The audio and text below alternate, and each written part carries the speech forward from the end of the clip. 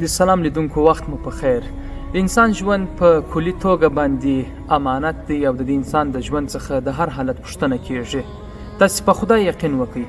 د هغې خولې دپاره چې موږ د خوراک دپاره هر څونه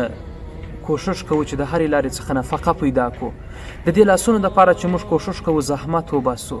د دې خپل وجود د استراحت دپاره چې کوشش کوو د هرې ممکنه لارې څخه که حلال او حرامه لاره وي یو څه ترلاسه کړو. په ورځ د قیامت همدغه وجود، دغه زموږ ژبه، دغه غوږونه چې نن موسیقي ورباندې اورو، دغه خوله چې نن موږ هر ډول حرام ورباندې خورو، په دې سترګو چې هر حرام موږ وینو، دغه د انسان د وجود غړي به پر تاسې باندې شاهدي وایي. کوشش وکړئ په خپل ژوند کې